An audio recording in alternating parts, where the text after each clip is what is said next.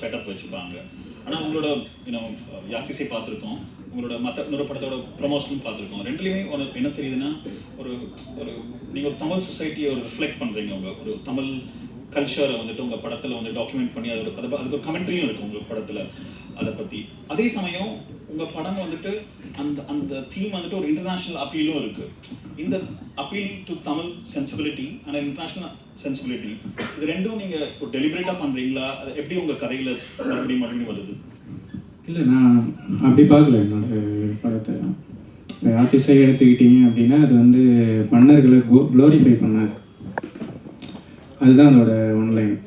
அரசை வந்து அரசை வந்து அது வந்து கொண்டாடாது. இப்போ அரசனை கொண்டாடுது அப்படின்னா அது வந்து அதிகாரத்தை கொண்டாடுதுன்னு அர்த்தம். அதிகாரத்தை கொண்டாடுதுன்னா அது முதலாளித்துவத்தை கொண்டாடுதுன்னு அர்த்தம்.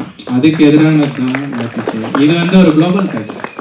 இது இங்கேயும் இருக்குது, வடக்குலேயும் இருக்குது, மேற்குலேயும் இருக்குது, எல்லா இடத்துலையுமே இருக்குல்ல. இப்போ இதை தான் சொல்கிறேன். இப்போது அதை என் சமூகத்தில் தான் நான் சொல்ல முடியும். என்னை சுற்றி என்ன நடக்குது அங்கே தான் நான் படம் பண்ண முடியும், அவ்வளோதான். ஆனால் இந்த தாட்டை நீங்கள் வந்து எங்கே வேணாலும் எடுத்துகிட்டு போய் வச்சுக்கலாம்.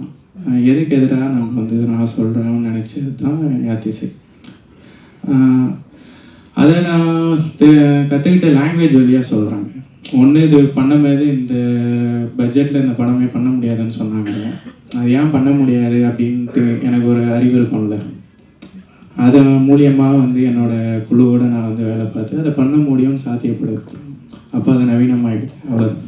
அது ஒரு முயற்சி தான். அது வெற்றி அடைஞ்சிருக்கு.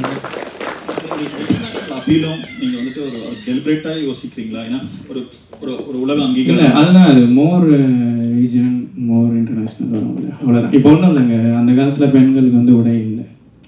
இதை வந்து நான் காட்டணும். நான் வந்து மேலே கச்சை கட்டிட்டேன் அப்படின்னா வந்து அது தப்பு. ஆனால் மார்பகத்தோடு நம்மளால் படம் பண்ண முடியாது, யதார்த்தத்தில் சென்சாரை தாண்டி வர முடியாது. அப்போ நான் வந்து சிற்பங்களை பார்க்குறேன்.